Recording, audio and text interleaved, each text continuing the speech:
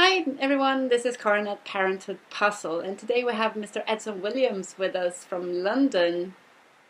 Hello. Hi!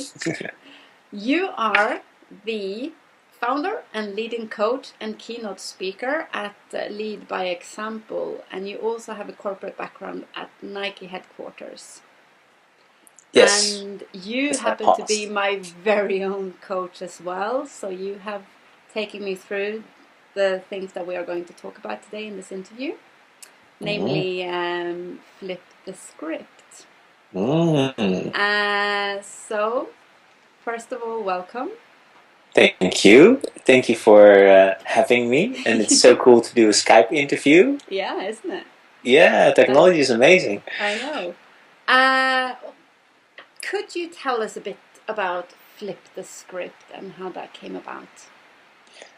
How that came about, Flip the Script came about in a time that I was actually struggling a lot. I was struggling in my personal life, in my financial life, Mm-hmm. and I had that little voice in my head that was telling me lots of not so nice things. Um, Like, for example. like you can't, you must do this, and that's not possible, and you're not good enough. And I had this little moment of what does a very successful person have as a little voice talk to them?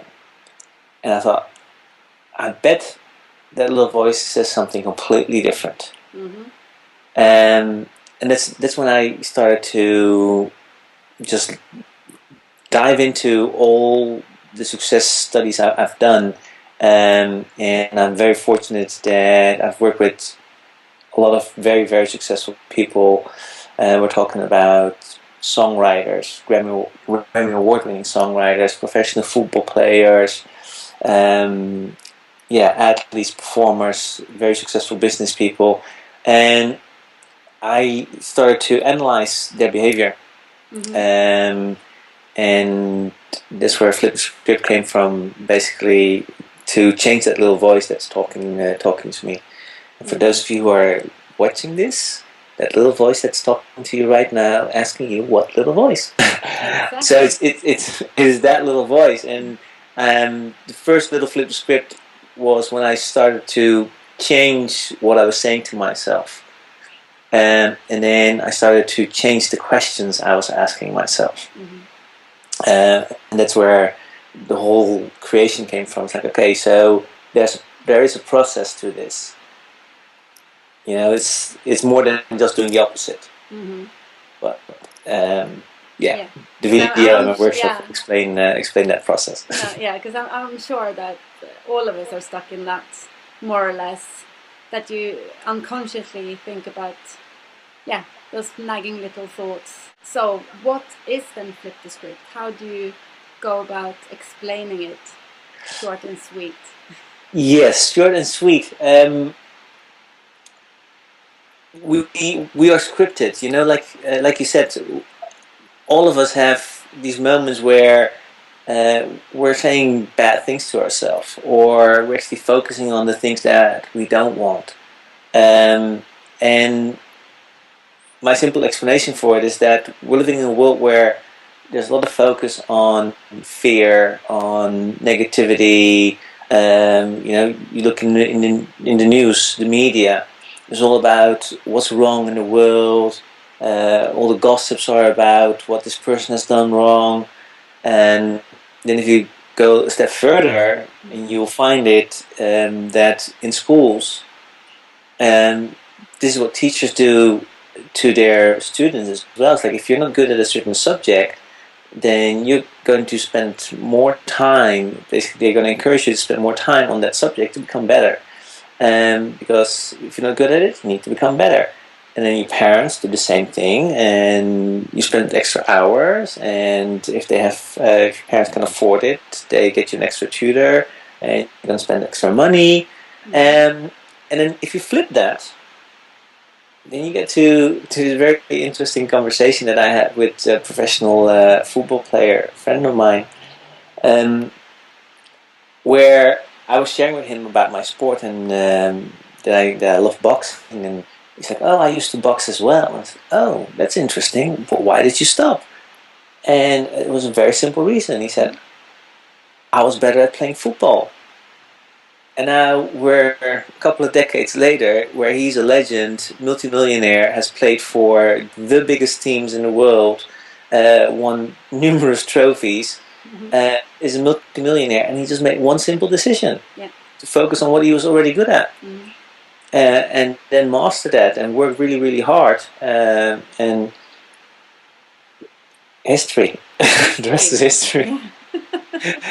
So that in a very simple process, like we tend to be scripted in a certain way. There's certain truths, there's certain beliefs that we have, and all of them we didn't create ourselves. They are inflicted on us, and those beliefs are become so much the truth that we think we can't change them. We can't change that truth, and that's step one. You know, and then step two in the flip the script process. And step one is to identify it. What is that script that I'm stuck with? Which is usually the trickiest part. Yeah, what is that fixed belief? What is that fixed way of doing things? You know, fixed way of doing things that happens in organizations. Like we've done it like this for decades, and we've always been successful. You know, and people are now talking about best practice in business a lot. And best practice is great, but you also need to be present to the current time. You know, what was great then might not be working anymore. So that fixed way of doing things might not be the best way anymore. So it's about identifying that script. Then you need to question that script. And once you are able to question the script, then you freed yourself so you can actually freely be creative and think out of that box that you were in, that script, and create something new, and then come up with alternatives, and then you're going to try these alternatives until you find the one that works, and then you've successfully flipped the script. Yeah. So can you give us like a scenario? Say that I'm stuck with well, I'm not good enough. Yeah. Or anything really. I'm not good enough at basically anything. Just basically anything, yeah. So, well, the funny thing is with that one is a really great one, because a lot of people have that conversation. And what people tend to do is, because they have this affirmation, they will actually go and look for evidence in their life that proves that they are not good enough.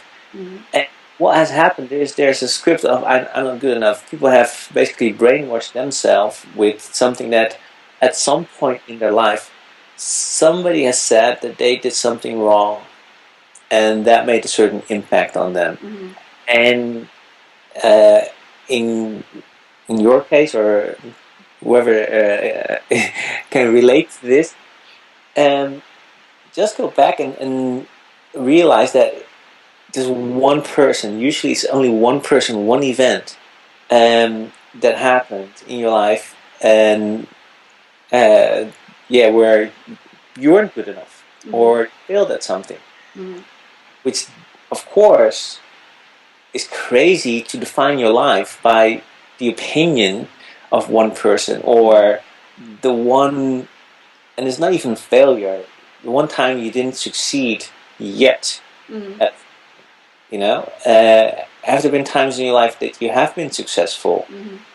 I happen to be your coach, and I know a bit about it, and I know that they are. You know, we already start questioning how many times have you been successful and how many times have you been unsuccessful in your life. So the I'm not good enough conversation is already crazy. But it leads me to another question, actually.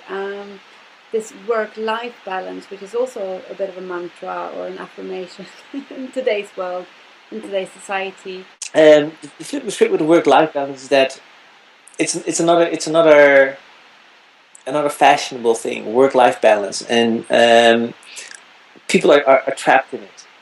Like, I must have a good work-life balance because I'm working too hard, I'm stressing out, and I must also live. Wait. Isn't work part of life? we don't take. We're not talking about a relationship life balance. We're No. not talking about a eating and drinking life balance. All these things are part of life. Mm-hmm. If you, well, let's say, for instance, we take me, and we take the bones out of me. Well, I wouldn't function so well without the bones. No. Be a not so Quite pretty gross, sight. actually. And so to balance something with its own ingredients is possible, but that same thing will lose its function or identity. Mm-hmm. And I would definitely lose my functionality if I don't have my bones in my body. And it's the same thing with life. Work is part of life. So it's not about a work-life balance. And the flip the script with it is create a life that works. Mm-hmm. Life that works, where the work that you do is the work that you love and that fulfills you. Mm-hmm. So it doesn't feel like work.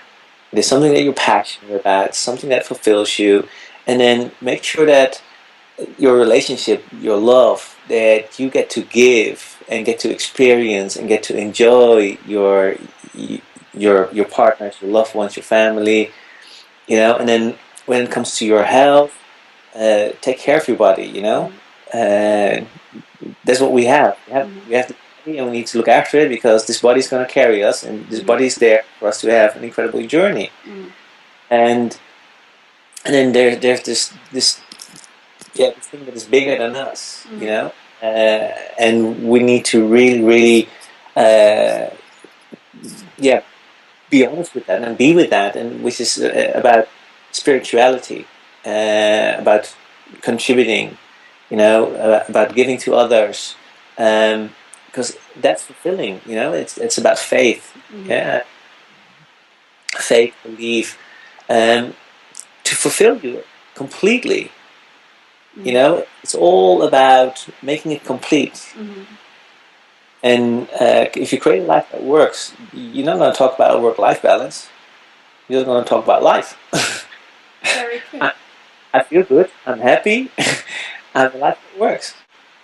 Well, thank you so much, Edson. It's been brilliant talking to you about this, and I'm sure we're going to speak on a later date about something else.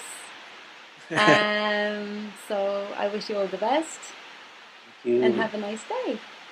Bye bye.